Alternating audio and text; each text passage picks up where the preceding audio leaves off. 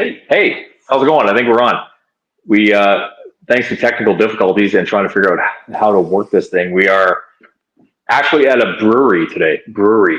Yeah, and we've unfortunately lost our live studio audience as well, but We have people hanging out here, yeah, we chased them away right? just for you guys. So we are at Section 6 Brewery. Why can't I say that right? Brewery? Brewery. Take off, you hoser. You know what? Here's the thing. I actually had a bit of a speech impediment when I was a kid. Oh, hang on. Can anybody hear us? Because That's good. you can see the chat. We're doing this on our phones because the Wi-Fi wasn't working for us. Tell us if you can hear us. So, Hey, here we go. I see comments. So we are good to go. Okay. So we had a whole setup here, but it didn't work out. The Wi-Fi just wasn't. I'm still gonna mess this up. I gotta flip it. No, you can't flip it. Now you're. Oh, there you go. That's fine. You're good now. Oh, good. There we go. Okay, now I can see things. This is better. I can see my whole scaboodle of. Okay, so we are at Section 6 Brewery today. And before I say brewery wrong another dozen times, I actually had a speech impediment when I was a kid. So there are some things that I just can't say, believe it or not. Yeah. Anyway, we're drinking some beer. We are. So we've got some stuff here. What's the first one? Hey, Bubbles. We've got. What is that? The first one's an IPA. It's an IPA. IPA. Yeah. Jay's the beer guy. I'm not a beer guy, and we're live at a brewery, trying some beers. So this one has citrus, pineapple, pine, and they said 5 Alive. So Five Alive? 5 Alive. I'll take it. That's weird. If we reach, we're mirrored. Smash it. Did it work? If we went this way?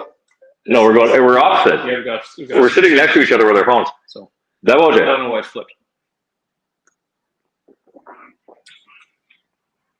Now I can't think of anything but 5 Alive. I don't get the 5 Alive. Definitely get the pine. I get the pine. Pine's a weird thing. Hey, you know what? You mix it up, we'll drink it. No, why not?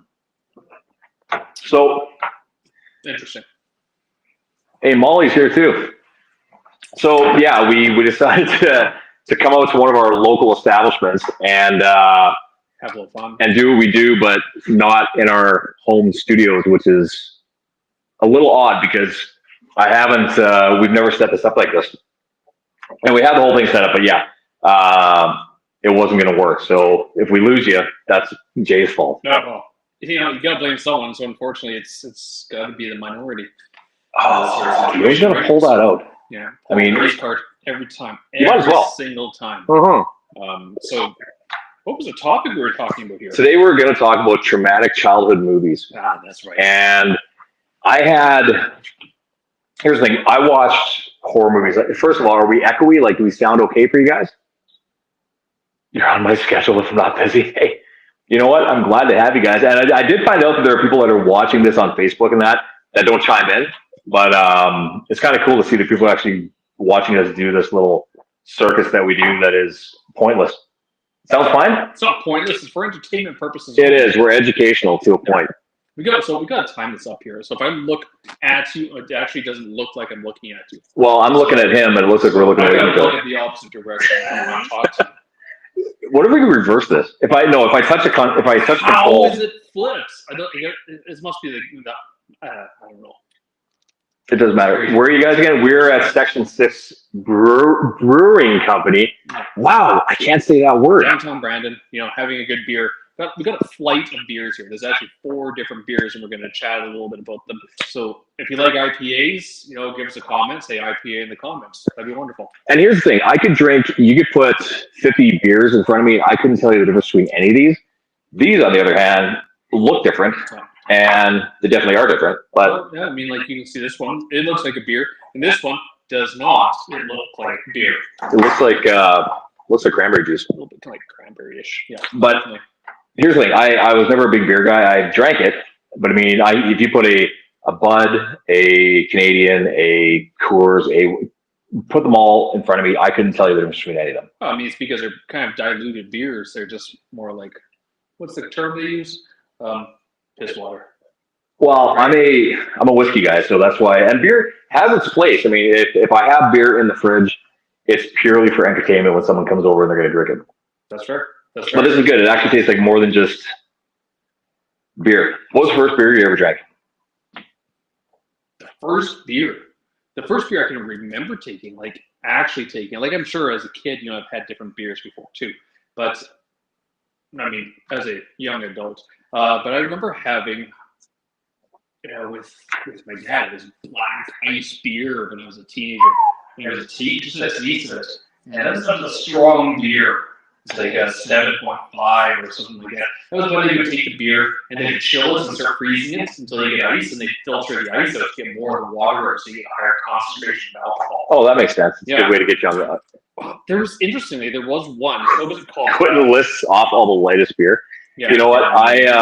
The first beer I remember taking a sip of was my Uncle Dave's Moosehead in a stubby bottle. Oh, stubby bottles were the best. Yeah. And that was back in the 80s. I was probably like 7. And here's the thing. For me, that's what a beer is supposed to taste like. Yeah. That's what a beer tastes like, because that was my introduction to it. Yeah. So things have gotten fancier. Now, did the beer get fancier because beer was boring, or did it just evolve into these things? As a guy who, like, you bring pretty odd beers to me every once in a while. Well, there's one beer that I would love to bring to someone, and I've got to order it sometime. This beer, it is not available at Section 6, but I have sent it over to Sid because he should do it. It's the world's strongest beer. It's called Tactical Nuclear Penguin. Jesus Christ. So maybe we can get Sid to do it. It's 57.8% alcohol. So it's stronger than whiskey. It's stronger than whiskey, so a 6-pack of that's going to send you to a coma. It's going to give you a rough day, that's for sure. Right. So, man, what did we miss in the last week? We had a debate which everybody watched, and apparently they moved it for a hockey game. That's Canadian. Very Canadian, right? I guess. And people are so divided in this thing. We're not going to get political. That's not our jam at all. But I know our kids are doing what they call a mock election. Who won? Who won the election? Yeah, mock election. Yeah. Oh, they're doing it this week. Oh, they're doing it this week. Okay. Yeah. So this mock election, of course, our son's saying, well, who should I vote for? I'm like, listen, before you hear people saying why they're not voting for someone, you need a reason to put an X down.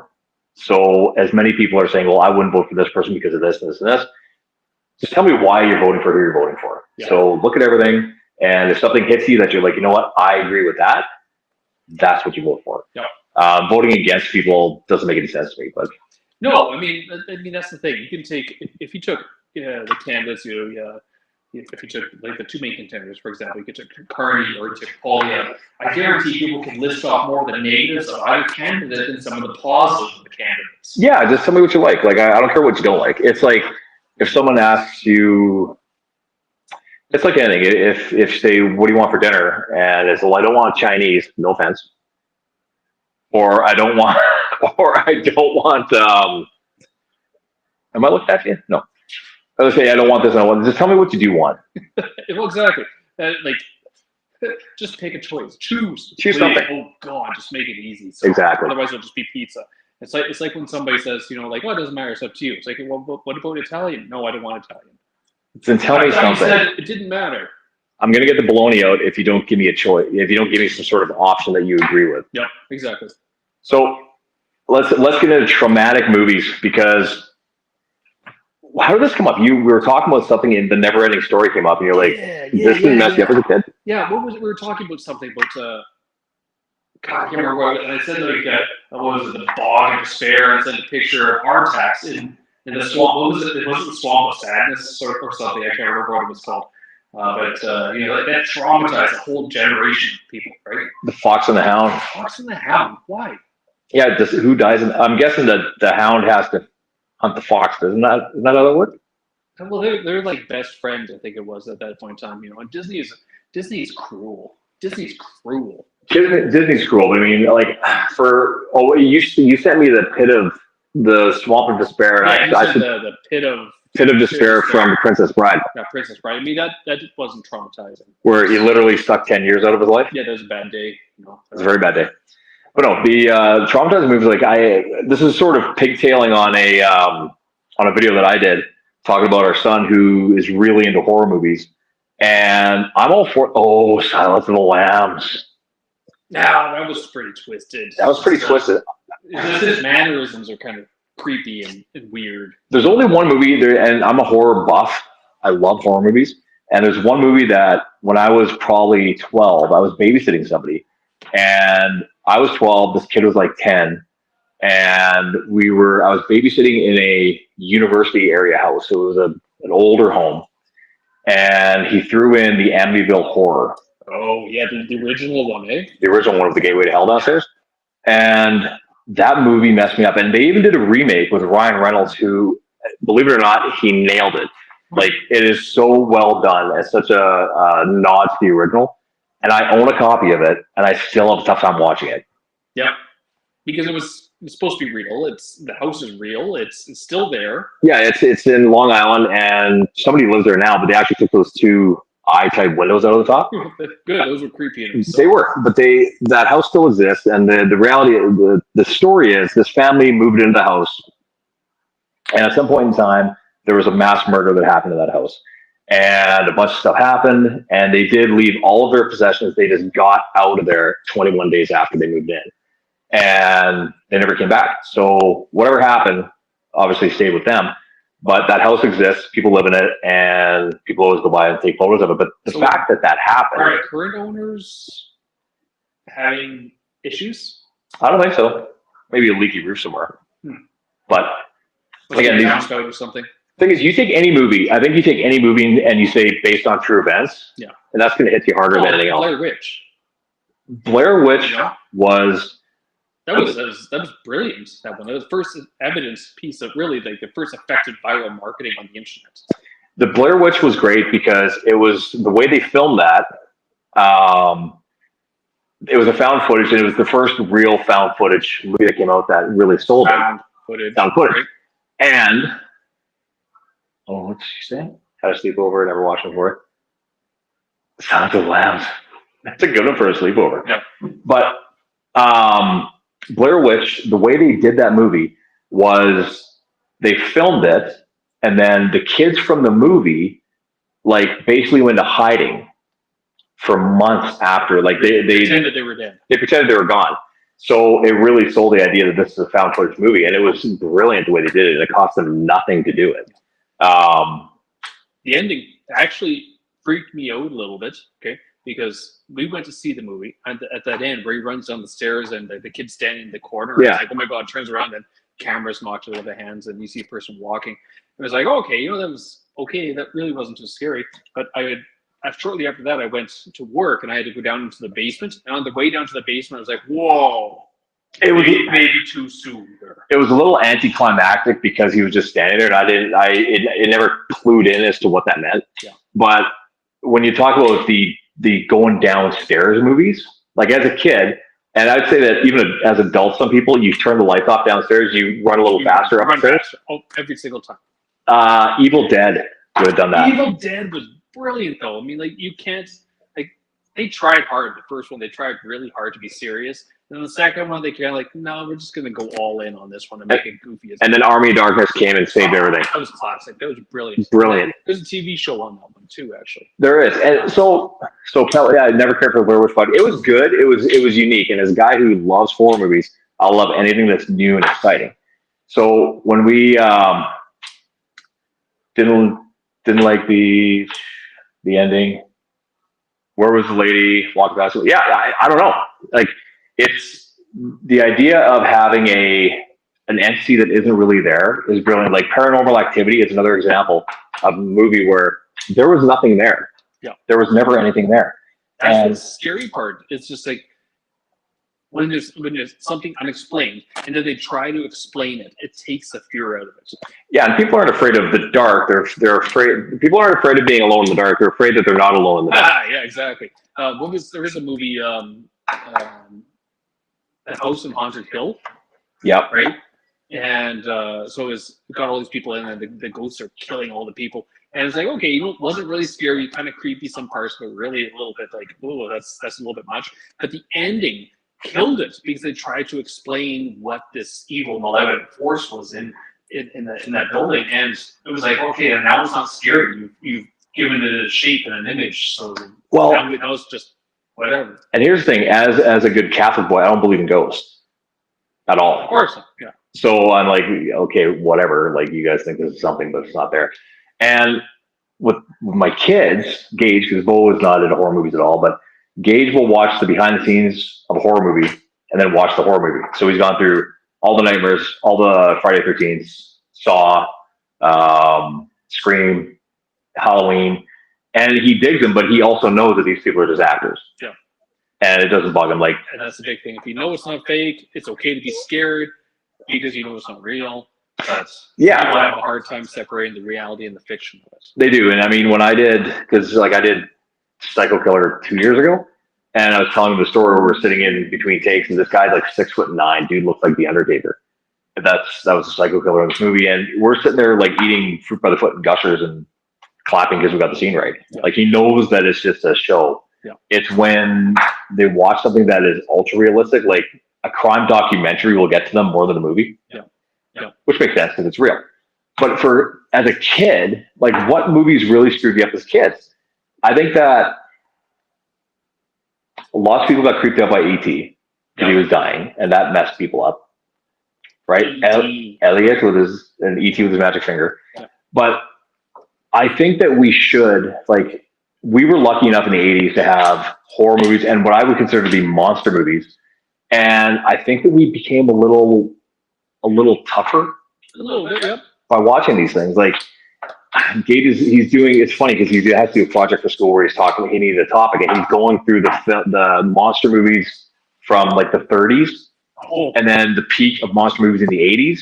Yeah, yeah. And then what happened? Like, why did everything get so watered down? Like, yeah. Well, special effects changed because now everything is so computerized, or it just turned into so much gore that it's like, okay, it's like you're not actually watching the acts of the horror component, but you're watching the sheer amount of the blood that's spraying everywhere. You know, like there was a samurai movie that was really brought out the excessive explosions of blood, like in Kill Bill. Yeah. Where they cut the head off and it's like explosive, and that came from an old samurai movie where there was actually, I guess, a malfunction. There was supposed to be a pump that was supposed to squirt some blood. Right. There was a malfunction of it, and so it did a full-out burst and emptied the whole blood pack right into the air.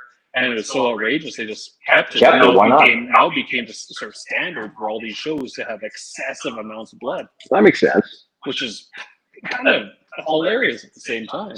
Pebbles was never afraid of E.T. Mac and Michi mentioned there too. Mac and me, because the kid, that Mac was just creepy, and it was a knockoff of E.T. So it wasn't even like a serious creepy. It was like, oh, you really failed at this sort of creepy. Well, the thing is, when kids watch movies and they creep them out, what are we drinking now? This is the honey. I think this is the honey one. So what I got a What do you text from Sid here. Oh, and it's spiced floral with a citrus finish. I like it. It's a little. See, Cheers. we're off it, so I have to go like this and say that we're Deboja. Cheers. There we go. But and that one's a lot milder. Like that's definitely a lot milder. It's definitely. It's not bad. It's good. It doesn't have hoppiness or that piney. I like it. So Nice. Very good. but why is it that movies where we had a cluster of horror movies and monster movies like Hellraiser and Hellraiser was basically just That was the Pinhead. BDSM, like that was that was Pinhead, and it was the leather bound, like it was a total horror BDSM body horror, and that was Clyde Barker. And Clyde Barker was a great body horror guy. Yeah. But we watched this. Like I remember walking into video stores and seeing the poster for Hellraiser, and I wanted to see it when I was like 13. Yeah. Like, why is it that we were drawn to that as kids, and now kids are just scared of it? Like, whatever happened to monster movies? Like, what's the scariest thing a kid's gonna watch now? It almost seems like every show is completely watered down. So heaven forbid somebody has a nightmare. Here's one that I saw that I thought was like, I didn't really like it, but it was called the Necronomicon, the Book of the Dead. Which it was also in.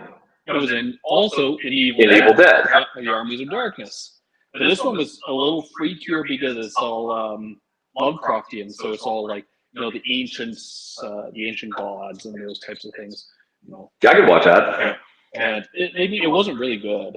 Well, it was entertaining, I guess. Oh, geez, the practical effects with the rubber head going through the Oh wire. yeah, like the effects were not wonderful, and that's kind of what made it better. When it's not so realistic because it's it's almost like the uncanny valley. The more realistic you try to make people, the more creepy they kind of are. It's less Yeah. believable. So if you know it's fake, but it's like, oh god, that's a creative, nasty. I think that's so. Some of the stuff looks so fake, but it's also kind of creepier. The fact that they went overboard back when we were watching stuff and the practical effects were nuts and you see someone's head get squished and it explodes, it's so, that that's not real. Like, I can't watch surgery to save my life. Right. But I can watch things get torn apart. So, I mean, we had, even if you go to kids' movies, we had the Monster Squad, we had the Lost Boys. We had Monster Squad was good. Monster Squad was great. Our kids watched the Monster Squad not that long ago. And it was a lot more vulgar than you'd ever see out of a kids movie now. Totally. Yeah. Like there's some. We're gonna sacrifice a virgin. Right? Yeah. So. And I mean, we had that, and even the movies that we watched that were R-rated. Like, could you imagine a teenager, like let's just say a 13-year-old, not even going into horror or traumatizing, but by today's standards, I believe the parents would lose their minds if they found out that their kid watched American Pie. Oh, absolutely. Yeah. It wouldn't be acceptable to watch that sort of thing. Why? Like, what happened to coming of age movies? What happened to these John Hughes type movies where it's the reality of being a teenager or being a young teen and going through these things that they go through? That shouldn't be traumatizing. It should be like Ferris Bueller's Day Off. It was about a guy skipping school. Yeah. Some of those movies are like they're supposed to be that way, not because you're supposed to be watching horror movies. It's because you're watching something that you're not supposed to watch. Right, and I do believe that kids are more influenced by YouTube and idiots like us doing this kind of stuff than they would ever be influenced by a movie. It's not like we're good at this or anything. We're not. So we're not. We're winging this. So. Yeah, we don't have master's degrees or anything. Oh yeah. Right, but the fact that I think that if you took what we had back then and the kids were watching it now, I think that they'd have a little bit more personality. Or at least they'd have more trauma, that's for sure. But trauma, like, what movie, like, I haven't seen a film that our kids wouldn't watch a second time. So nothing's really hit them that hard. Well, yeah. The one film that hit my daughters the hardest, I told you about that one, was Homeward Bound. Okay? With the puppies, the two dogs and the cats, and they were left out at a farm, and they're going back to find their family in the city, so they go across country to find their owners. Right. And there's one point in time where the one dog, who's voiced by Michael J. Fox, actually, he runs into a porcupine, and he's like, "Hey, buddy, how you doing? What's this? I don't know what you are." And my little girl, as soon as she sees us, she just like tightens up, and she goes, "Oh no. Oh, no. And she didn't know what it was. But she was like, "Oh, don't go near that thing. Don't go near that thing." Like, and then I'm sure the puppy got quills in the face and just screaming and yelling and stamping their feet and horribly traumatized. To the point that if she ever saw porcupine in another TV show, she was like, "Oh, is that a porcupine?" And the thing is, porcupine's actually a really cute animal. Have you ever seen one waddling around? They're actually quite cute. Quite nice. They just don't give them a big hug and you're fine. No. And I think any movie where, here's the thing, any movie where a dog dies, you know that they're tugging at the heartstrings hard, right? If you're like a baby boomer or something, the most traumatizing movie you ever saw was Old Yeller. I'll go with Cujo. That's not baby boomers though. Cujo's more like our generation, right? That dog was mean. True. Old Yeller. You know what? I don't think I ever watched Old Yeller. Yeah, it's like an old classic though, right? That's spoiler. Dog dies. But But here's the thing: they're made by that. The design is to get somebody to remember by getting hurt, by crying, right? Yeah. But I think that when you have they don't make them like that anymore. No. I haven't seen anything that's come out that in the last 10 years, at least since we've had kids, that I would say, that movie's really gonna sit with them for a long time. Yeah. And it might be the fact that they have 200,000 films at their disposal. Well, that's the thing, and a lot of it is just they get so desensitized to it. So I did a post today and asked, what movie traumatized you as a kid? And this one, Scott Kennard goes Superman 3. If you know, you know. Is that when he gets drunk and gets all? Yeah, well, I guess he gets the bad kryptonite. It's like the one lady, the AI computer grabs her and pulls her into the computer and turns her into a cyborg. I remember that. Yeah, that was like, holy, that's horrifying. And I think that was more horrifying, not because it looked horrifying, it was because it was technology that was doing that to the person. And computers were just like these like weird, quaint things that some people use, and now all of a sudden it was like eating this woman, right? Well, what the hell? I know there has to be something that I just couldn't get myself. Actually, I'll tell you what. I remember seeing Ghostbusters in the theater as a kid when it came out, and the librarian. Oh yeah, that scared kids. Scared the shit out of me, and I was not ready to go to a library. That's probably why my reading skills are a little lacking now. You know, now you're afraid that some lady's going to jump out at you and eat you or something like probably. That. I mean, that could happen. There's actually a pretty good list of movies that people wrote down here that were really good. You know, like there was the Dracula movie. So I don't know which one it was, but there was a few of them. Tell you what, it definitely wasn't Twilight. Yeah, no, sparkly Draculas and vampires. If a vampire doesn't burst into flames, explode or implode, then that's not really a vampire movie. If a vampire goes in the sun, they're sparkly. No. You know what sucks when you show your kids a movie that really hits you hard as a kid, and they nothing. Yeah. Like nothing. They don't understand why this is good. Yeah, exactly. You know, when my son was young, we were at one point in time we were like, you know what? I think you're old enough to watch Predator. Okay. Right? So we put Predator on, and he was kind of like, I've seen worse. It's like, it's not the point of worse. It's just a fantastic movie. Well, here's the thing. There were movies that we thought were fantastic back then. Yeah. And then you watch them now. Like, we were going to watch, Kelsey wanted to watch The Crow, the remake of The Crow. Remake. But here's the thing. I said, no, we can't watch this thing. We have to watch the original. Yeah. Now, I watched that movie so many times. Yeah. And I thought it was so awesome so many times. Amazing movie. One of the best movies. Period. Watch it now. I just did a little while. It's still good. It's good, but it wasn't as awesome as I thought it was. Just like the soundtrack. Yeah. I bought the thing on vinyl thinking, man, I played the shit out of this when I was in my 20s. Yeah, it wasn't so good. It's not that good. No, it wasn't that good, the soundtrack. I bought that one too, and I was like, yeah, you know, I think, but I mean, doesn't that really show you that the movie is incomplete without the proper soundtrack, and the soundtrack by itself isn't always so good because it doesn't have the mood. Right. And there are movies where there's going to be a song that's going to sit with you forever. Yep. And if you had I could go back to horror movies, if they had the right score, you'll always remember it. Like Halloween, the theme song from Halloween is 2 notes. Yeah. And it's genius in its simplicity. And you remember that. The Freddy song, 1, 2, Freddy's coming for you. Yep. That song with a child singing it will haunt you. And I don't. That's the thing. If you take any kid's lullaby and give it a sing-song type of spell and just do it monotone, it's gonna freak anyone out. You say it a little bit slower, almost like an LP. It's slowed down.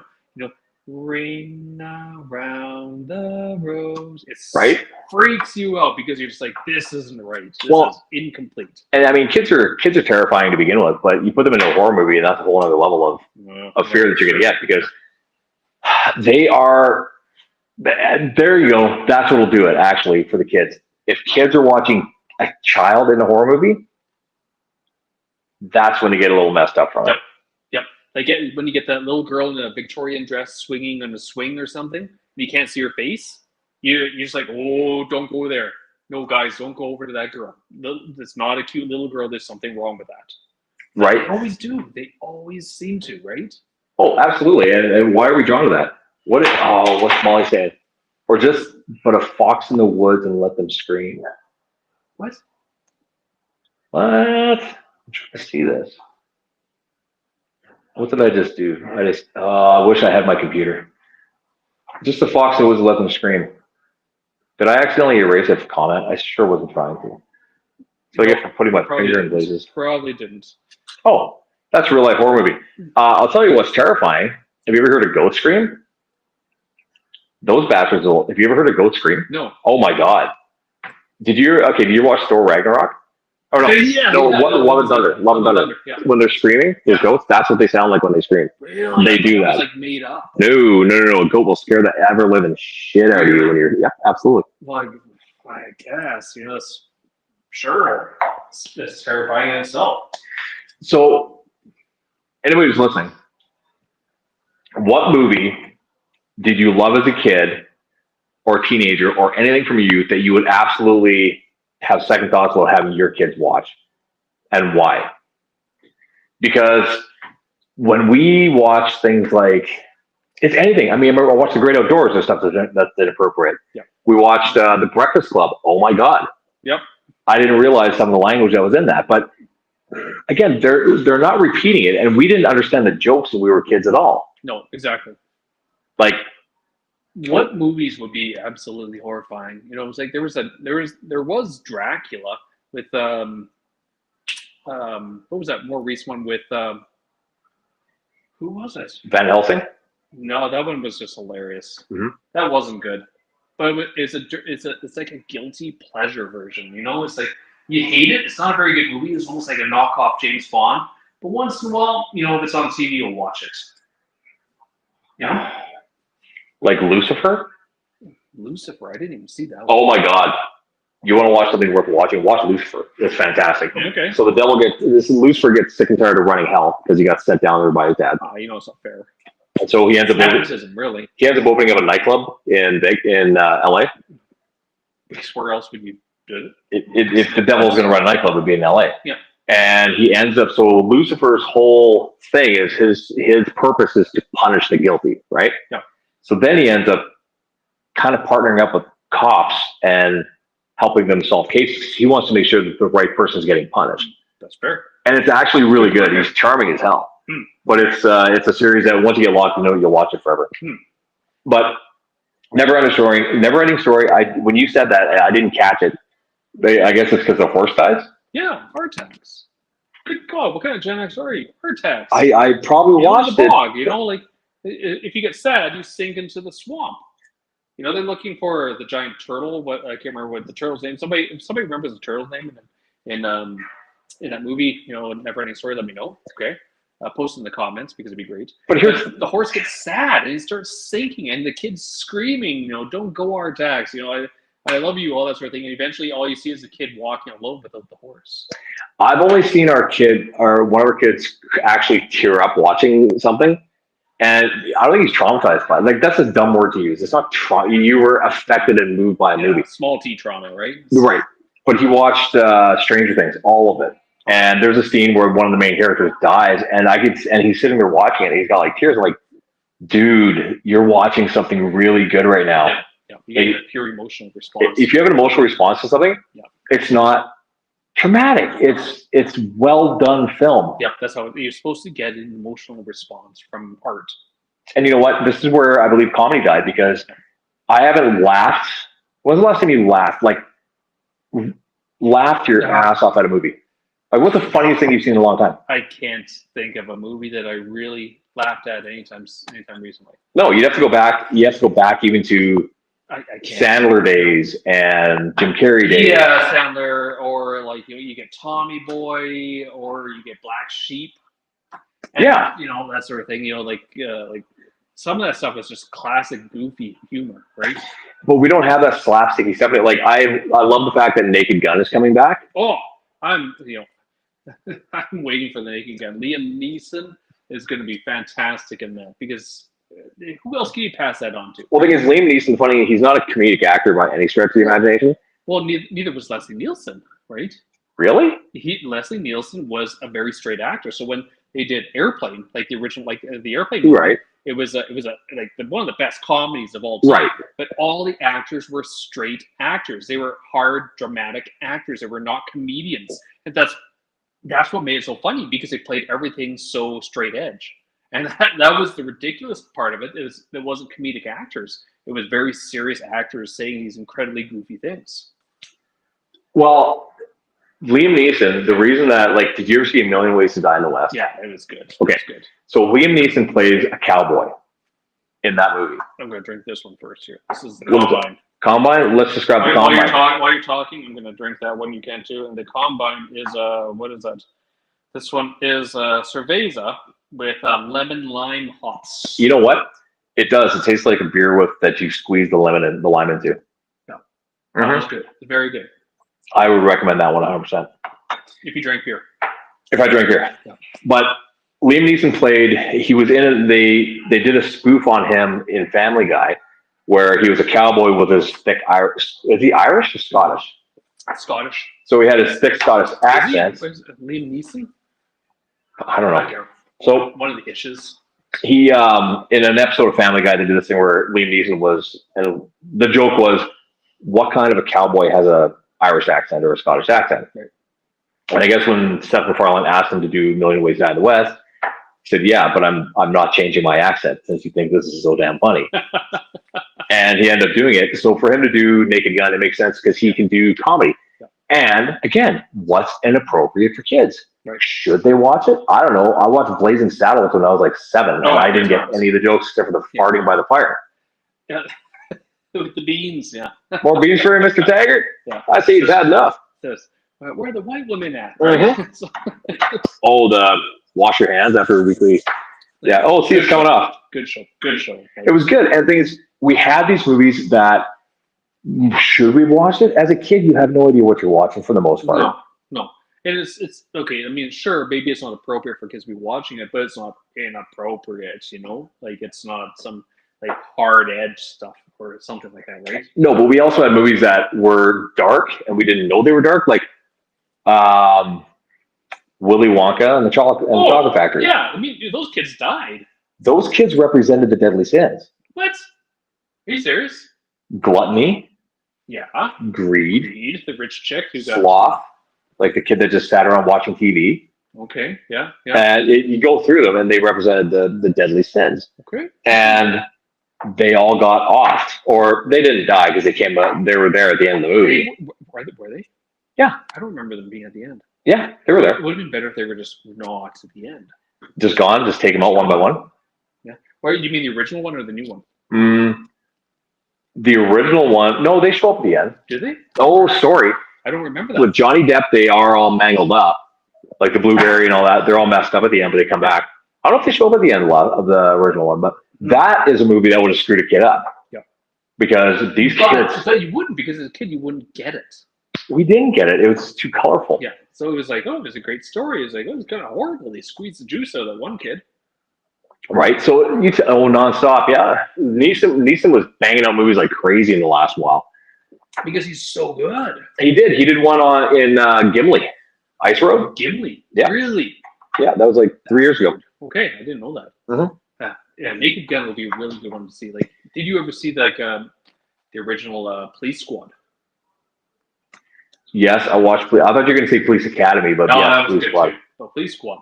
Like, there's one scene in it that I remember pointing it out to my brother, and we laughed so hard. We were just kids back then because it was just so ridiculous, you know. Like, there's a murder, and the victim's car is outside, and they're like, "Yeah, that's a car. The tow truck will be here any minute." And as they're talking, you see a giant toe pushing the car away. Oh God!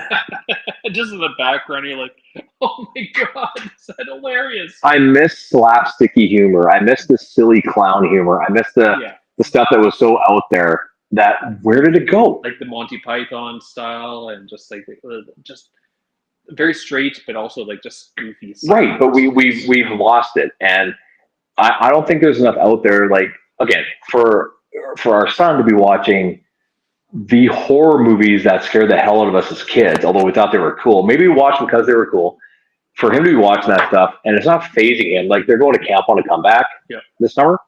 I said, dude, you got to watch like 4 or 5 of the Friday the 13th before you go. Yeah, what you really got to do is you got to go there with like an oxygen tank and a hockey mask or something, and just start climbing out of the water with a big axe and a machete, right?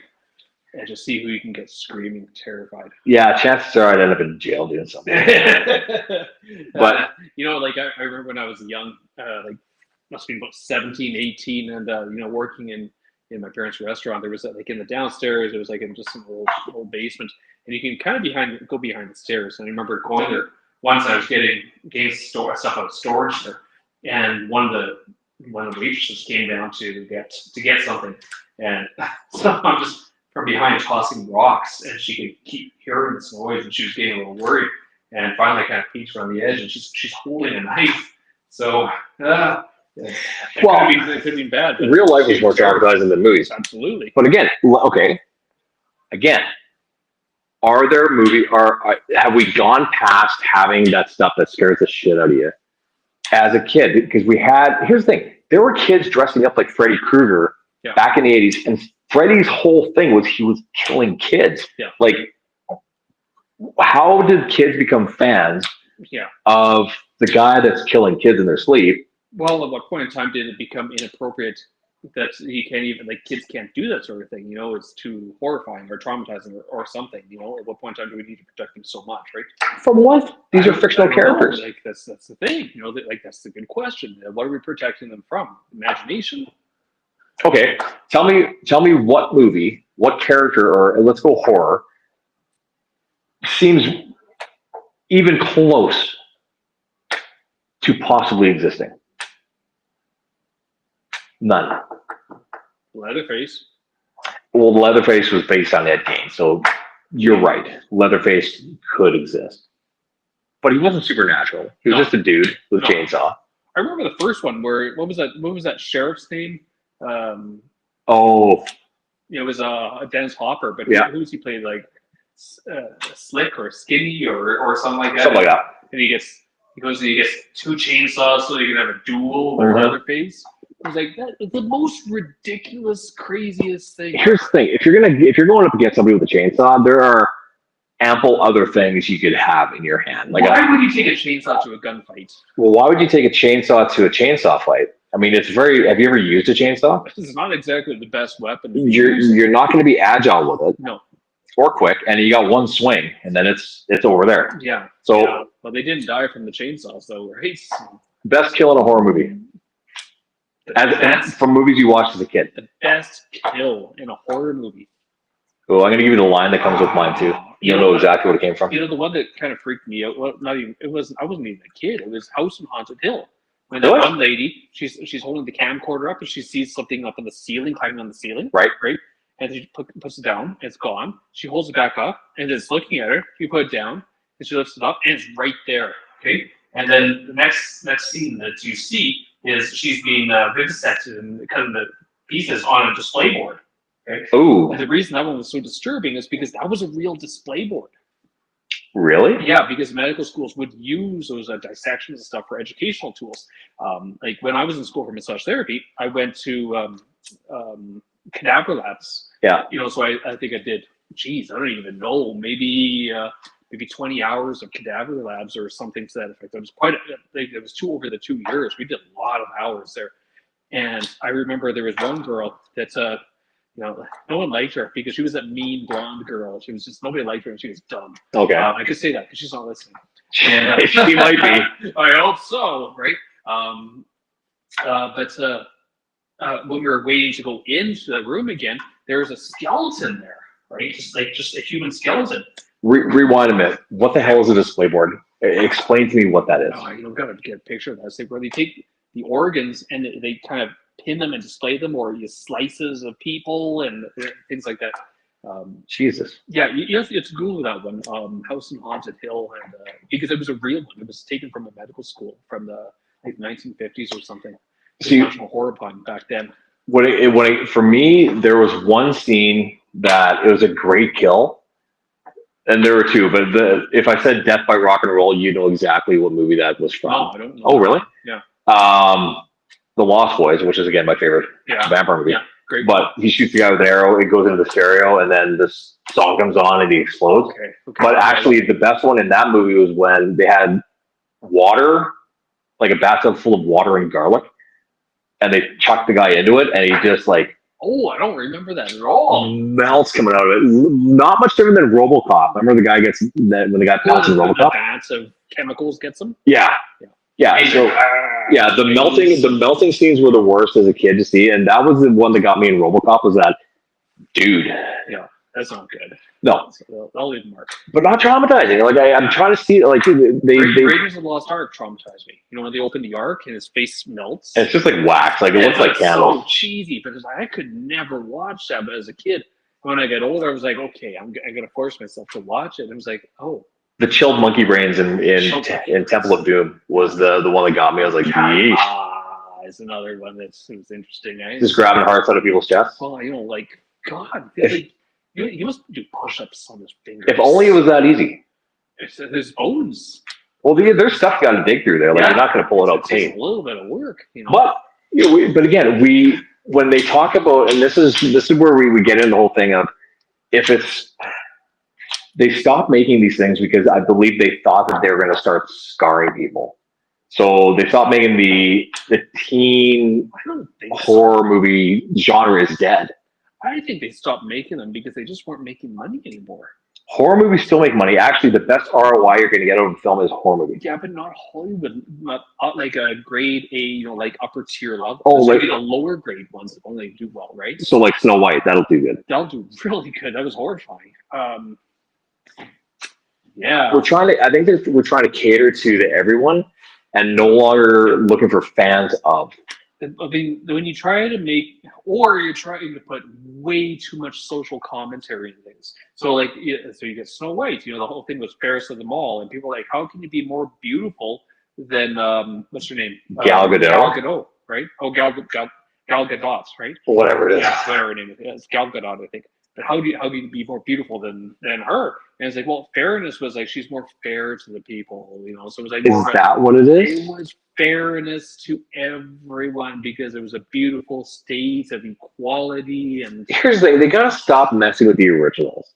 Like, if they redid The Fox and the Hound, PETA would be all over that. Well, yeah, or Bambi. Can you imagine if you made Bambi nowadays? A hunter killed a deer. That's life. And it'd be like, you killed the mother. It's like, yeah. Disney hasn't done that since. They killed a few dads, but no mothers. True, but I mean, when you have these, as things get softer, they're not getting any better. No. And I don't believe we have the fan base that used to happen in movies. Like, as a kid, I remember buying Fangoria magazine. Yeah. Like, you were a fan of a genre. You were a fan. Like, Lord of the Rings is probably the last big fan draw for a film series, or Harry Potter. Yeah, Harry Potter is one of the third or fourth biggest franchise in the world. Right. So, but again, were they that edgy? Not really. Not really. No, but you're not going to see Hellraiser land. No. But you'll see Harry Potter land.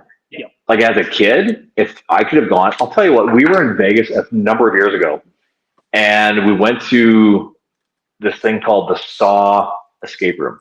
Oh, yeah, you mentioned that. Yeah, and the Saw escape room was, you drive up, you take a cab to it. It's in the industrial part of Vegas, and there's no sign that says Saw. There's no sign that says escape room. It's an old meatpacking plant, and everybody there is an actor. Yeah. Like, even the security guard that meets you at the gate, his name is Shady. And you guys are here for the tour? I'm like, okay, sure. And it is like you're on the set of Saw. This thing was licensed by Lionsgate, and it was perfect, and it was messed up.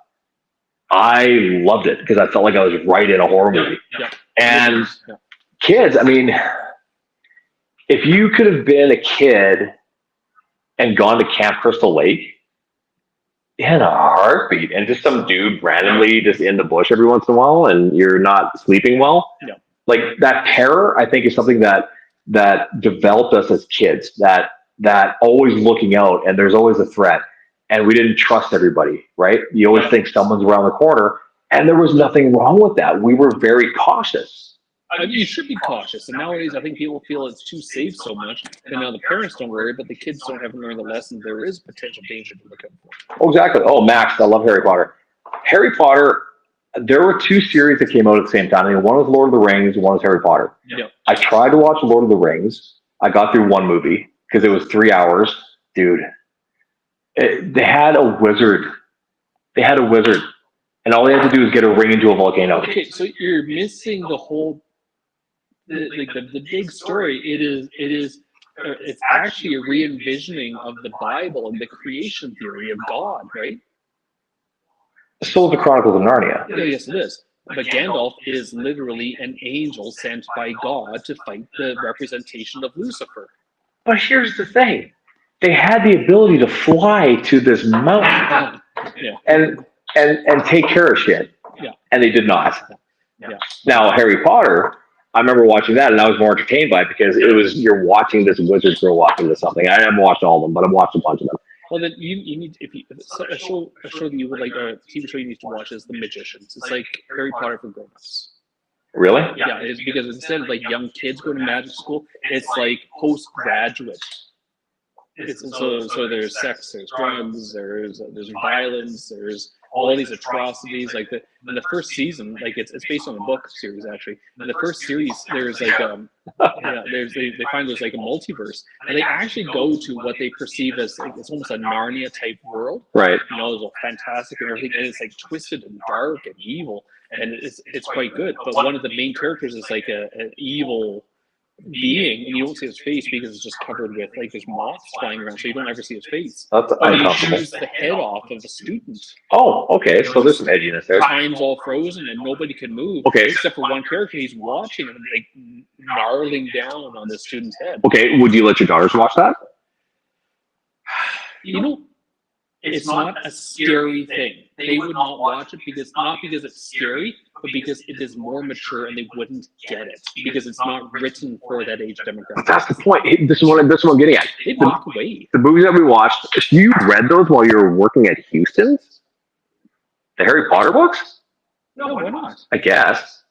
Wow. It's like take you a few hours to read the first one. That's True. all it is, right? So with the this was the thing. We watched movies that we didn't understand the context of the joke of. You knew you weren't supposed to watch it. That was why it was appealing. Right, but like, is there anything that your kids are watching right now that you're like, oh my god, and like they're choosing to watch, and you're like, holy shit, you're watching this? Well, don't tell my wife, but my oldest one was watching Squid Games. And that is a brutal show, man. It is, but the thing was, you know, I watched it with her. Okay, so horrible still, but it became our dirty little secret. You know? Okay. And so we were watching it, and my wife knew about the whole thing. She knew we were watching it. I made an error in judgment, and I admitted to it that when Kelsey was away, we watched Ted and Ted 2. Why would you admit that? Because Bo said it, because she doesn't keep secrets really well. And I didn't think they were that bad. And then we watched it, I'm like, oh my God, this is really bad. But then I'm thinking, well, the donor clinic there. Like, it's enough. But do they even understand what they're watching? No. So, but it's more. That's the thing. There's one thing between the sexual innuendo, and then there's kind of the horror, right? And a lot of it blends over too, right? But right. It's so graphically shocked by some of the stuff that you don't really see some of the innuendo. Right, but I mean, we had stuff that was so screwed up that we watched and we loved it as kids. Yeah. And our parents weren't watching it; they didn't want to watch any of that shit. You know, I never got into the horror movies really, so I didn't really see a lot of things that traumatized me. Okay, do you think again, going back to the movies that we're seeing right now, is there anything out there that you think, other than a dog dying, that they're even putting out there that could remotely scare the hell out of a kid? What was that? Bone Tomahawk? That was a messed up movie, even at my level. That would do it. Like, I'm sorry that shocked me. Right. And again, maybe we're protecting them from other stuff, like even violence. Like I'm telling you, like violence, it's everywhere, but it's unrealistic. And when you look at westerns where they're just popping off rounds with a old ass handgun, which is not an accurate weapon to start off. You'd be hoping that you don't shoot yourself. Right. And you're watching these guys, like these gunslingers, which were awesome to watch. Like I remember watching Young Guns when I was a kid. Oh, classic movie. Great movie. And you watched it and you were excited because these guys were all outlaws. You wanted them to win. You cheered for the bad guy. But I remember that movie hitting hard. It was kind of like, oh my God. Like for some reason that movie hit hard, or maybe because all the actors were so known in some teen movies and everything. Now they're getting gunned down, right? Right, but Billy the Kid himself was like 15 at his peak. Yes. Now, would today's society say that that's going to inspire a 15-year-old to be a gunslinger? Absolutely, it would. It's not going to do that. We're going to teach them how to do these things. It'd be like, don't let your kids watch Aliens or something. They might actually go into space and kill Dude, Aliens actually, the perfect monster was the alien. It was terrifying. It was horrifying. Like the first Alien movie was like, God, that was creepy. And as a kid, I remember the mouth opening and then the little mouth came out. The little mouth coming out. It was like, Oh, that's not okay. No, that's not okay. But I don't like that. but the design was perfect. I would say that's the only monster that really got me as a kid. Well, H.R. Giger's stuff is, or Geiger, The artist that created that stuff, crazy. his art is insane. Oh my God, it's just you look at it and like some people don't like the art because it makes them feel a certain way. That's art. That's the point. That's the point of art. Yeah, that's exactly what it's supposed to be doing. That's Terminator 2. That one wasn't horrifying. That was just awesome. It was awesome. Yeah. Scary. Okay. Oh, sorry, that's Terminator. Aliens 2. Sorry. What about Aliens, what about movies that make you scared of things? And I go to Ghostbusters 2 with that painting. Oh yeah, with the eyes that always stare right into your Right. soul. And I remember after watching that, any painted portrait, I just couldn't look at. Yeah. Some of them are creepy. Well, they were all pretty creepy. Like I went to one with try this one. This one is which one is this one? It is The Artist. The Artist. Tart, sour, with lots of berry notes, little red wine notes. Cheers. But That's okay. Out of these 4 that we've tried so far, those very berryish. what's your favorite? I like the honey. I like, if it was just me coming for a beer on a hot day, I would do the combo. Yep. Or the combine. But this is nice. Fresh, right?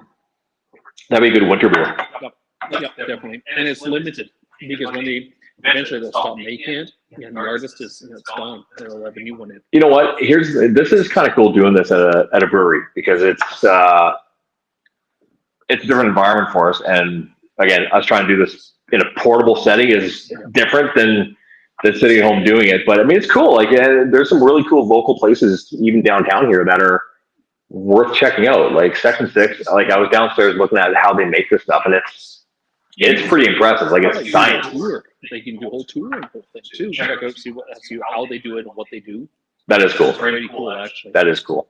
But no, I believe as a parent, we should be willing to let our kids experience things that are going to make them uncomfortable.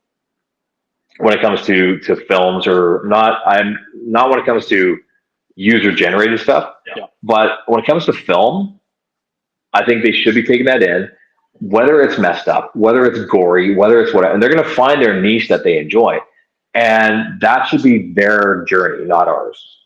Yep. Like, my parents were never into horror. Dad was into Clint Eastwood movies. Period. Hard stop. Clint Eastwood movies. And Westerns, eh? James Bond movies, again, and now even a James Bond movie. Oh, okay. Total sexual innuendo. There's one scene in James Bond that I was kind of like, oh, whoa, that's not good as a kid. It was License to Kill. Okay. And they grabbed the guy, and the drug dealer grabbed the guy and threw him in a pressurized container for a decompression of screwdrivers. Right. And pressurized him right up. And then took an axe and hit the pipe. Okay. Decompressed really quickly. And the guy whoop, and exploded everywhere. You know what was a messed up atmospheric effect? Yes, from Total Recall. Total Recall. Yeah. I don't think that. Yeah, like, I don't think that would happen, and you're not going to go right back to normal after your eyes plug out of your head. No, it doesn't just go back then. But here's the thing: I think that when it comes to what's out there as far as films, these things were produced, they were made, they were approved by somebody, whatever the rating might be, as long as it's not like rated X. No, what's the other one? NC-17. NC-17. Like, I wouldn't go that far with them. But I mean, if they want to watch these things and they become fans of these things and they get inspired by these things to maybe be more creative in their writing or whatever they're doing, like, Gage, all of his stories at school are horror stories. Excellent. Which is cool. Yeah. It's not just Billy went down to the park with his dog. It's Billy like, killed his dog. It's like these kids are out camping and then one goes missing and we're going to find him. Yeah. So he gets that.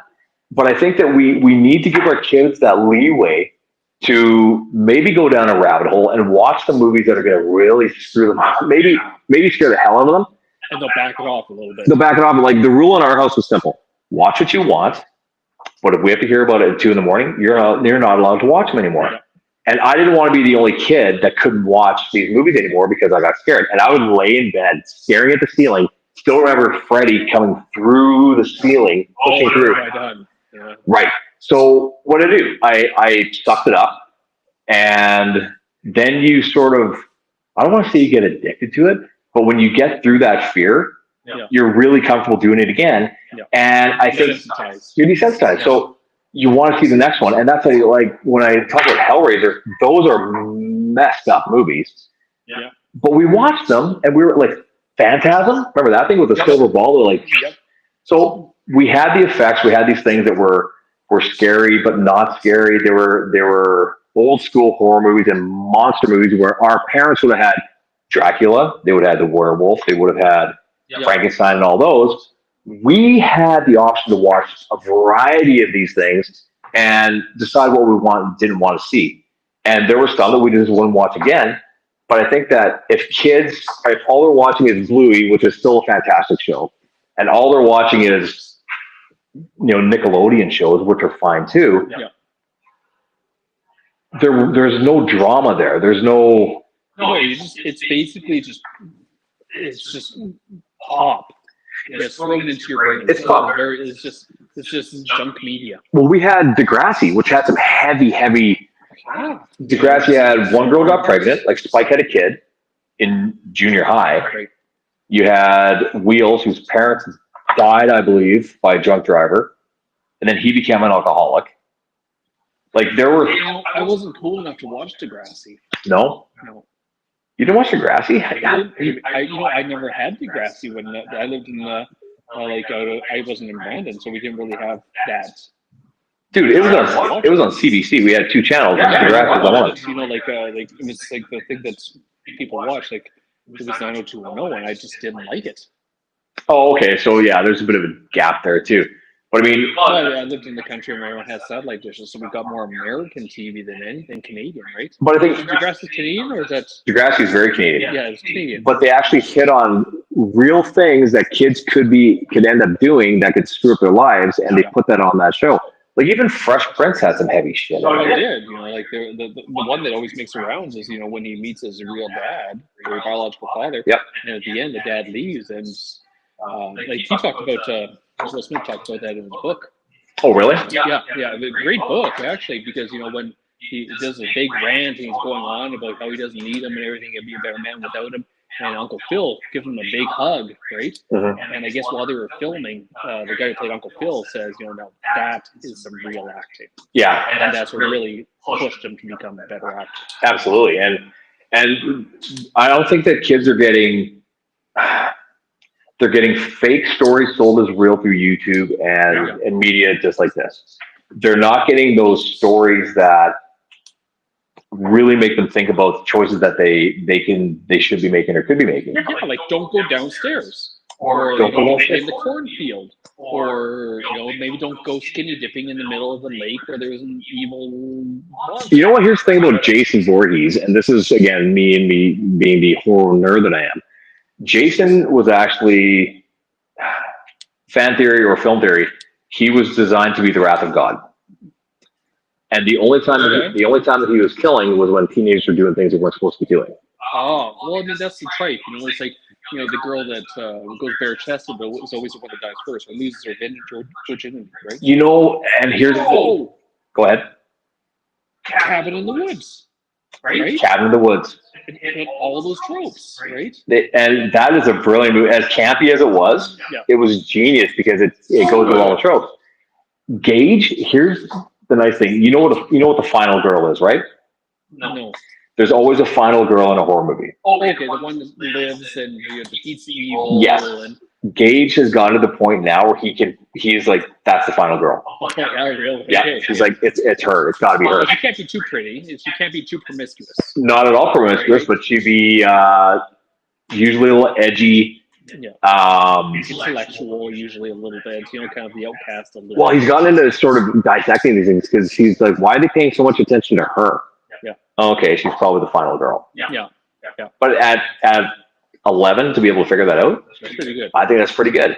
Cabin in the Woods was a brilliant show. For horror, it was so good. We need to take all of the monsters, and you didn't expect to see all of them in there. And that they're running a Deadpool on it. It's perfect. Like it's like, I'm sorry, I didn't think that this was like college basketball. Exactly, it's like a bingo card. Yeah. But again, I don't know. What do you guys think? Do you think that kids should be able to watch? I'm not talking little kids, but when they're at that age when 13, 14, or 12, or 10. Here's the thing: if they're blowing heads off in Fortnite or whatever video game they're playing, they can watch, Ash take a chainsaw to a deadite. And really, who shouldn't watch Army of Darkness in all seriousness? I can't think of a single movie that has more quotable lines than Army of Darkness. Give me some sugar baby. Sugar baby, right? Right. Yeah. Good, bad. I'm the one with the gun. Yeah. This is my boomstick. Oh, and you know what? I never thought of that because Gage has gone through all of The Walking Dead. All of it. Even the remake. He went through the series. I don't know how many new things there are. Okay. But The Walking Dead, he went through the entire series. Oh, Walking Dead. Sorry, I was thinking Evil Dead. Sorry. Yeah. I don't have kids, but it's no different.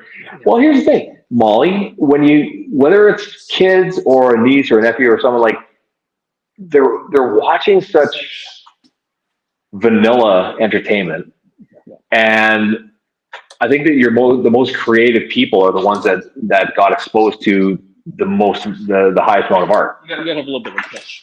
You have a little bit of push, and if someone gets scared watching it, fine. Yeah. My daughter, my oldest girl, she ugly cried in this TV show. Okay. Mm-hmm. Have you seen the show White Collar? White Collar, isn't that a lawyer show? No, it's a white collar crime show. So there's FBI. Okay. They're investigating. They get a white collar thief out of jail, and he works with the FBI to catch other fraud and art theft. Right. Okay. So it's a fantastic show. It's actually probably one of the best shows that we all watched, and we watched it during, maybe it was before COVID. Right. But my 13-year-old now, almost 13, yeah. She was so invested in it. Really? We got to the end, and she was bawling her eyes out at the final parts. Was it because it was sad? Oh yeah, it was sad. It was like you have to watch it. I can't even tell you because you gotta watch it. But she was ugly crying, and at the end, kind of, she was good afterwards, but she was so horrified and upset and sad and emotional and happy and all these things together. But aren't you glad that she saw it? Yes, 100%. Yes, so that's what I'm saying. Like, Completely. we can't bubble wrap kids and say, hey, or anybody, it can be adults too. But seeing stuff like that, I believe, makes you a little bit more. Oh my God, what's the tagline that's on everything these days? Resilient. Right. And I think that what that does, it pushes you. Being uncomfortable is what makes life worth living. Well, that's the thing. Look at some of the greatest works of history have come from suffering. You looked at Viktor Frankl. Man's search for meaning. Things like that. It came out of his experiences in concentration camps in Nazi Germany. Right. Like fantastic. One of the greatest books, came from motivational work, and it came from some of the most horrific traumas that a person could ever endure. And I think that, and I agree, because I think that unless you can not experience trauma, but learn about it, you'll have no idea how to deal with it when it comes to you. So yes, exactly. When you look at someone's suffering, or you hear their story and it's hard, or you watch a movie where it's horrible and disgusting, or you watch true crime and you're moved by it, that's what we're lacking. We're watching just a flood of empty garbage, and none of it has any teeth. Oh God, did you ever see the movie Teeth? I've heard of it. I can't even as gross as it sounds. I can't describe it on this, or we might get flagged. Yeah. Let me see if I can do it without. Okay. A lot of teeth. It's about a girl who has teeth in a place that shouldn't have teeth. There you go. Oh. So yeah, it's messed up. Yeah. Oh God, there was one that came out a while ago. It was called. What's called Hunger. This girl, there's a scene where a girl loses her finger, and this girl picks it up and just starts eating it. So Okay. Yeah, like things like that.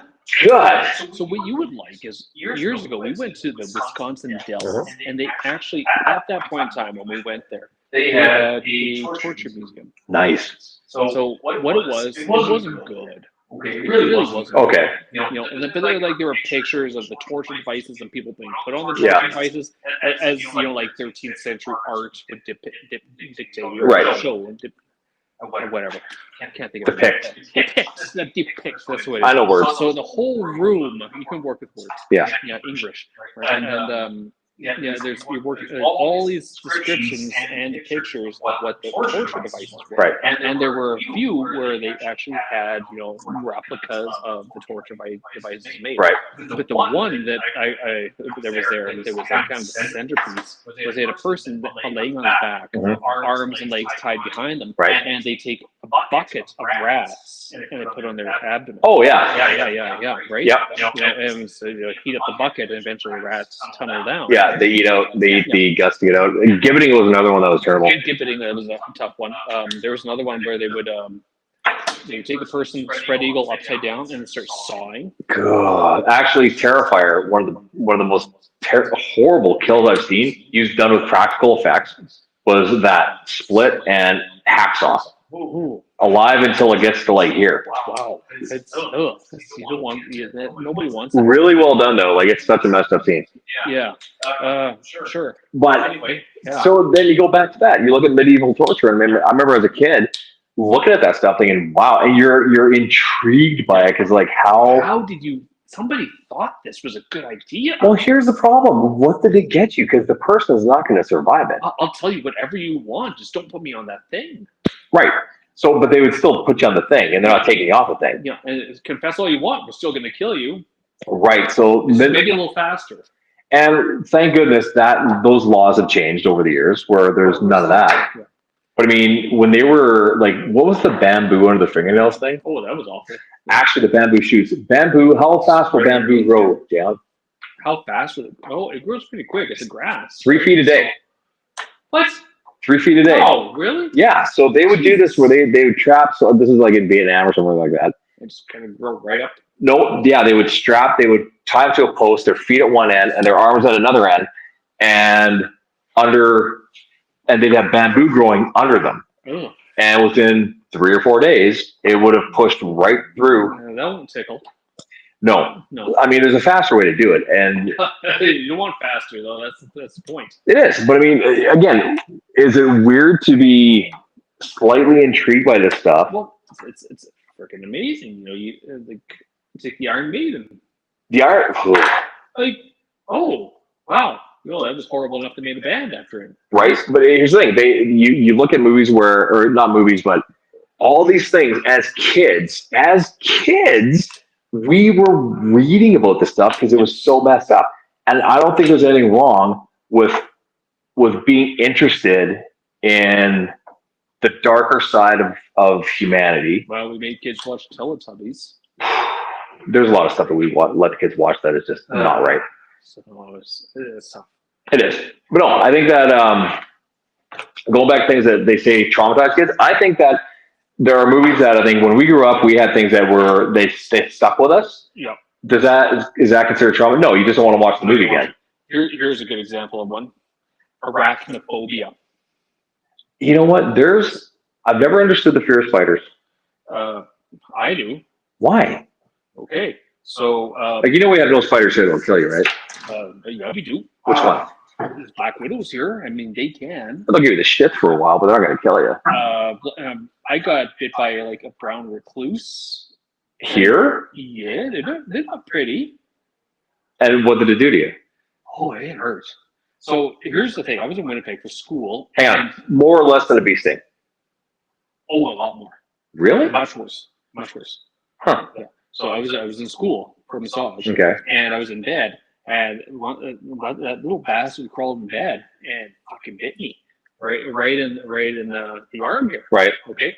I woke up just searing pain in my arm. So my son was really young, so I grabbed him. I got into the car, and I'm driving to the hospital because I'm like, I don't know, it hurts.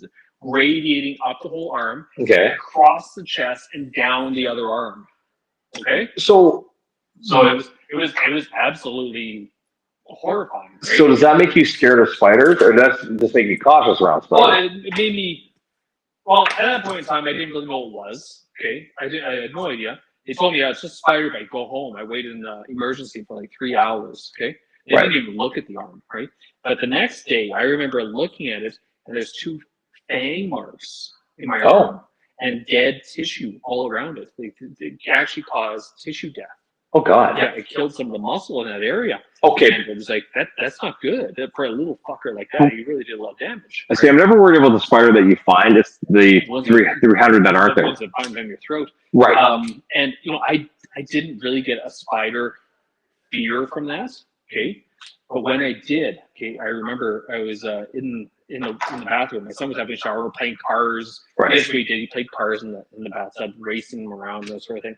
And I look down, and there's these little freaking spiders on the ground. I'm like, oh, yeah, you little bastards. So I went and got the biggest textbook I could, and I was going to squash the bugger. I went to squash him, and the bugger jumped at me. Oh, have you ever crushed a spider and have all the little spiders come out of it? Yeah, that's freaky. That's freaky. You know, or one of the eggs. You know, we had orb spiders all over our house at one point in time, and I was like, oh, I could do without that. See, and I've never the whole phobias, and people have phobias of things. I get it. Spiders, I've never quite understood the spider one. Oh, you ever have one jump at you? Probably, I don't know. I'd shoot him like that. I'll say that. Like, I'm trying to figure out what I'm scared of. You know how many times I hit that bugger with a textbook? Like, he was dead in about 5 different ways. He wasn't trying to hurt you. He was just there, hanging out, doing his thing. Just being a friend. Being a spider. I didn't want to give you a hug. Right? What if you would have gotten superpowers? That would have been kind of nice. Well, who says I didn't? Right? But no, your math skills are amazing. Because spiders are great at math skills. They are. They can count on how many hands. 8 hands. But the thing is, and again, you watch a movie, gives you a phobia, but why? Because the film was really well done. That's the point. Yeah. So if you have a movie that was well done and stuff scared the shit out of you and you don't want to see that again, it did its job. Yeah. Now, Jaws, to me, scared me. And I remember swimming in a lake, and then reality hits, like, well, this is not the ocean, but you're still scared to go in the water. Yeah. Yeah. Yeah. And that was actually, do you know, there's a lake somewhere in Michigan or somewhere in that area that there's a life-size statue of Jason Voorhees. Yes. That they chained up, and it's at the bottom of the lake. Which is really good. That'd be freaky if you didn't know about it, and one day you were just diving down there, like, "What's this?" Oh, it would be. There's a chained up guy down here. It would be worth going there to dive it. Just to take it was still scare the shit out of you, though. Absolutely, you just take a picture with them, though. Oh, absolutely. Sometimes it gives you. I'm not going to do it here. There it is. There it is. Yeah. I don't think it works. Oh, I don't think my hand does that shape. Like, I just can't. You're not Asian enough. I'm not Asian enough. You're being bitten by a spider. That's your problem. That's what it is.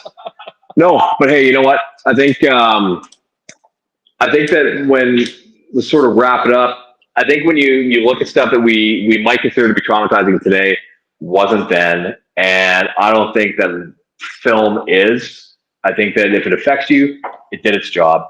I think that if you enjoyed it and it scared the living hell out of you, and you're still watching it, it did its job. It did its job. So perfect. I would say if you have anybody that is freaked out about whether it's TV shows or movies, and let them get scared. Let your kids get scared. We're talking about childhood traumatic movies, but find out really quickly if they trust you, because they're going to come and grab a hold of you and crawl into your arm because they need the support and security that you can offer. Like, what are you doing? I don't want the killer coming here. You go back to your room. What are you talking about? Did you hear that noise? Go check it out, kid. Yeah, you go check it out. You're the one that woke this thing up. My wife did that too. She was like, one day we had a picture frame that fell off the wall. So we heard a loud crash in front of the house. Right. And she's like, oh my God, what was that? I'm like, fuck, I don't know. Physics. Go take a look. I'm like, me? Oh, okay. Yeah, we know who has the higher insurance policy. You didn't jump up and take a look? So, I didn't have my gun with me. Why do you need a gun? Here's the thing. If something, well, okay. If you hear a window smash, you're something. And seriously, we had a picture frame that fell, so it's like that time it sounds like that's not a good sound to hear in the middle of the night. You know what does get me in the middle of the night every once in a while? Like I sleep like the dead, but if for some reason I'm not quite asleep, that goddamn ice maker. Oh yeah. Just every once in a while, like it's there. It's always doing it. Worst fear in the world. When you're asleep, you wake up, you see your dog growling at the door to your bedroom. Oh, that's never happened. I don't have a dog. It's like, I think it'd be freaky if you saw one of your kids growling at the door. yeah, right. Or your kid hovering over the floor or something like that. That's kind of terrifying. Anything over a foot and a half off the ground is concerning. So, real life ghost story. Okay. Okay. When I was a kid, and back in the old farmhouse that we lived in, right?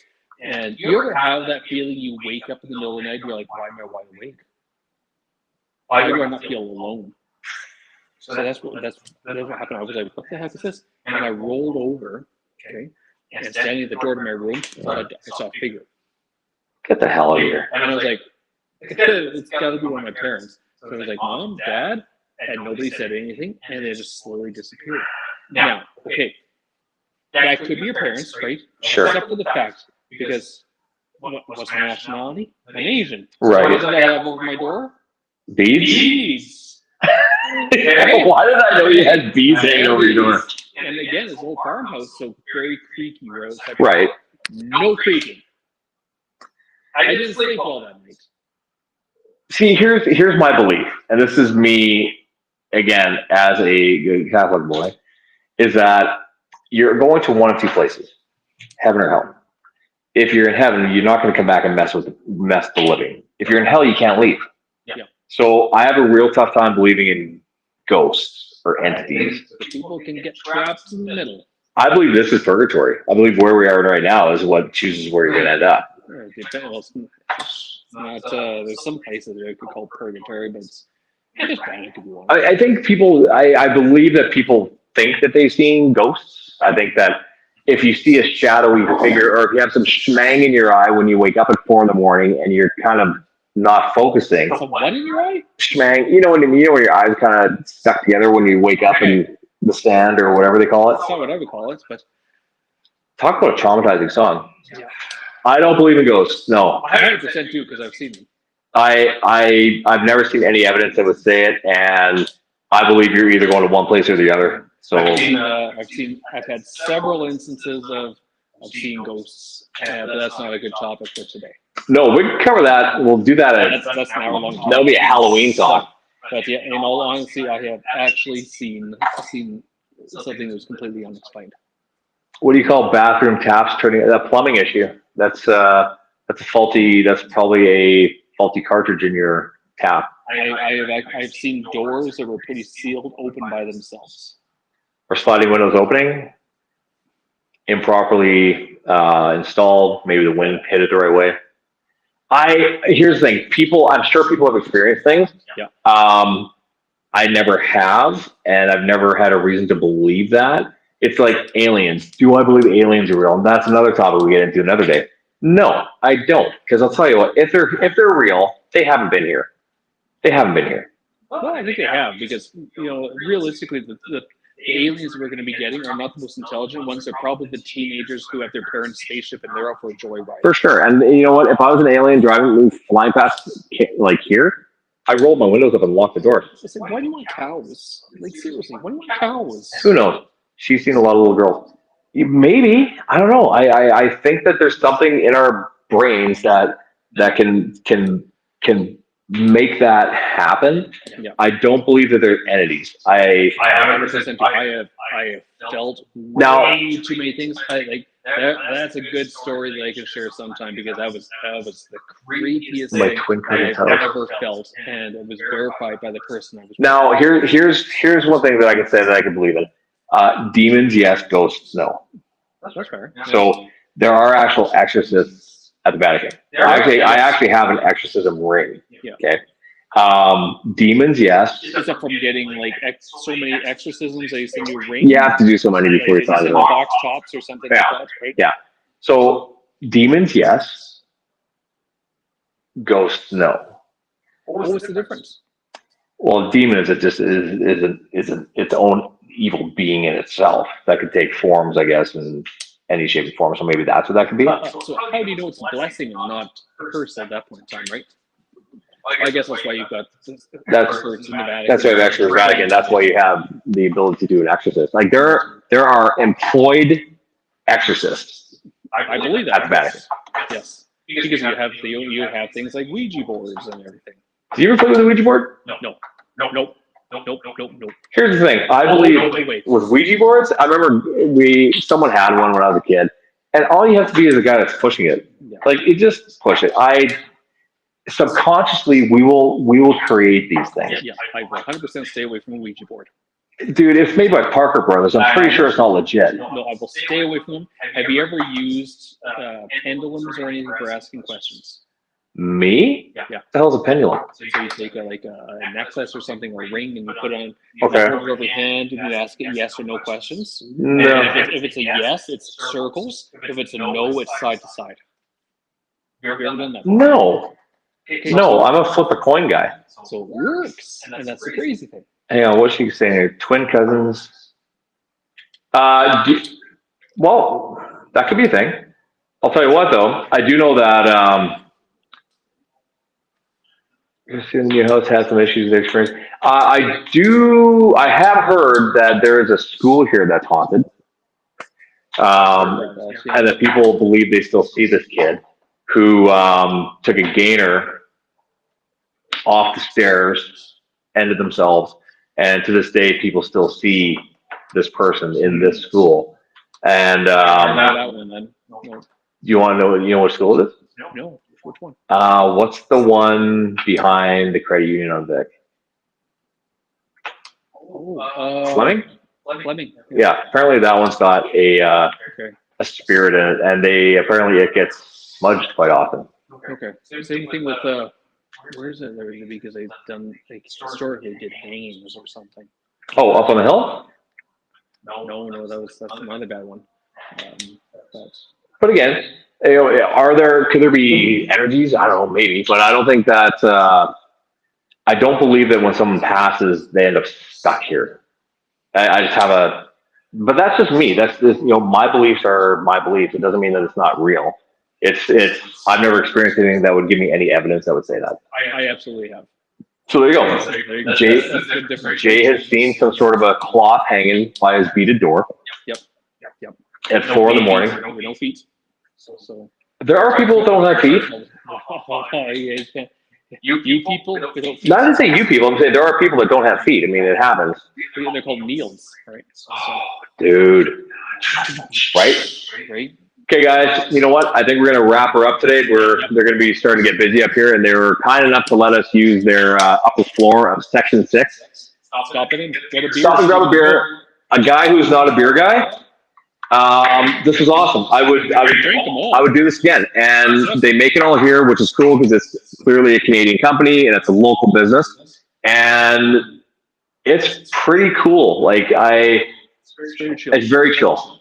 But yeah, you know what? Support the local guys, and they were very nice to give us this upper area. We had an audience here before, but they buggered off. But no, pizza or something. So yeah, definitely come and have a beer. Come and have a beer, and we're gonna get on with our weekend. TV for streaming. Good Friday. Hey, you know what? Thanks. This is really awkward and uncomfortable for me because I've never done this like this. Like the comfort of my studio is always fun. Beside me here, right? So. Right? No, I think we might do this again. We're working out the bugs on it, but if we can do this and hop into someone's business and chill out for a couple hours and they don't care, we didn't get kicked out, so that was a good thing. Oh, here come the police. They're probably going to be here soon. Okay, guys. Thank you, guys. Have a great Easter weekend, and it was awesome to have you here. And we'll do it again next week. Yeah. Be excellent to each other. Take it easy, guys.